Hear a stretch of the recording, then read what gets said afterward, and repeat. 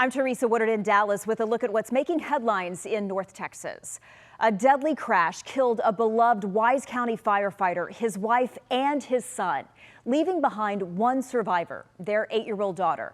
As Scoop Jefferson reports, she is now fighting to survive without her family. I just talked to Cooper Bailey's co-workers here at the Paradise Fire Department who say he lived close by, so he spent a lot of time here. The huge loss at the Paradise Fire Department is still settling in. Him and I ran a call on Thursday together. After a tragic crash on March 14th that killed firefighter Cooper Bailey, his wife, and one of their children, his daughter, the only survivor. Bailey's fire department sharing his impact. He lightened up the room. He lightened up the room when he came in, when he stepped in. Investigators say firefighter Bailey and his 2 family members died in that crash Saturday evening. Their vehicle was involved in a collision along a roadway in Cook County. Bailey's 8-year-old daughter recovering at Cook's Children's Medical Center. It's going to be a big change. You know, he was our family, and it's not going to be the same. I mean, we're not going to be able to replace him. He's irreplaceable. Paradise firefighters set up this fundraiser, thankful for the support they're getting. And beyond these walls, the community is stepping up in a big way too. Miles away in Springtown at Fink's Backyard, more donations. Another Wise County first responder and his wife helping through their nonprofit, the Butterfly Bridge Foundation. Ryan sharing how he would encourage Cooper's daughter. I'd say try to follow in his footsteps. I would encourage her to do everything she can to be that selfless and be that big person. And despite grieving a great loss right now, we're still going to make those calls that need to come in. like Cooper, his fellow firefighters remain dedicated, waiting on the next emergency call. In Paradise, I'm Scoop Jefferson. There are new plans to honor a fast food worker who was shot and killed at work by a 12-year-old boy. This happened in Keene, which is in Johnson County. Matthew Davis got into a fight with a customer at a Sonic there. The customer's wife then handed her nephew a rifle, and the boy shot Davis multiple times. The aunt pleaded guilty to providing the deadly weapon. She was sentenced to 25 years in prison. The city of Keene tells us they now plan to honor Davis with the dedication of a permanent memorial at that Sonic. It will be unveiled on April 2nd.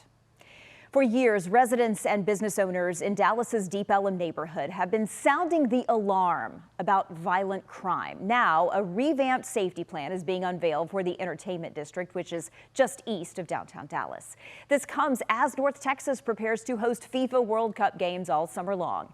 Here's Brittany Moncrief now with what's changing. For Brick and Bones in Deep Ellum, 2 streets made all the difference. We moved from Elm over onto Commerce just because of how much worse really you go 2 streets over, and it's that much worse. General Manager Tim Case has worked in Deep Ellum over a decade. It kind of goes in ebbs and flows as far as, like, we would say safety or demographic changes.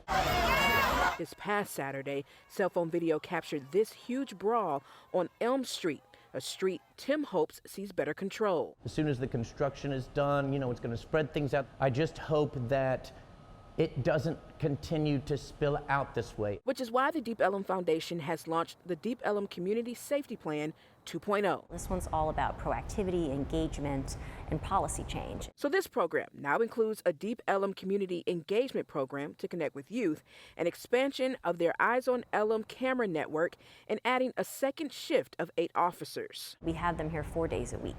We want to see them here every single day of the week. They're also proposing an entertainment permit requirement to City Council for late night venues and started a nighttime advisory team. They're going out and walking and engaging, but we haven't touched everybody yet. We're really investing in how are we more deeply engaging with our businesses so they're all operating at the same standard and same level of safety. That engagement is what some, like Tim, Confidence is tough. I always maintain hope. say is missing. You've got to try something. You can't just fold your hands down and do nothing. If for some reason it doesn't happen, we pivot and we find something else. All in effort of making a difference. In Deep Ellum, I'm Brittany Moncrief. Just over a week after a car crashed into a restaurant, thieves broke in to try to steal the cash from there. This happened in Louisville. The restaurant owner tells Tiffany Liu he is really hoping this stroke of bad luck ends soon. Hi, how are you? Well, I just can't wait to get a hold of these crawfish. I'll tell you later how they are. Mike Honey woke up with a craving. Oh, yes, I'll have a picture of that. Thank you, ma'am. You're so welcome. For juicy crawfish. It's what brings him to Quickie Crab. I'm not eating crabs today, but I'm eating crawfish. A family-owned seafood restaurant in Louisville. The food is great here. Use this other door. Which has seen better days. Oh, it did. I couldn't tell what hit it. The once glass windows are boarded up after this.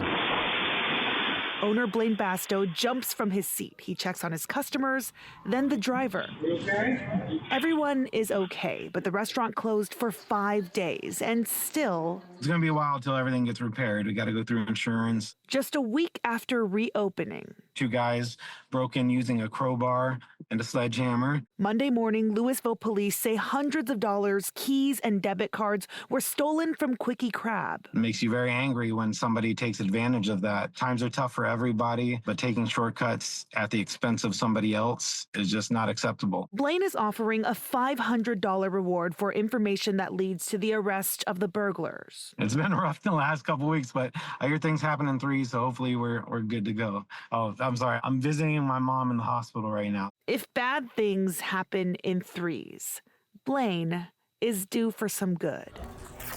Very good. I just turned 80 years old, and I've had a little bit of experience. And that good Hope their business keeps growing every day. comes from the community. I want to support them and make sure that they're still here when I'm hungry. In Louisville, I'm Tiffany Liu.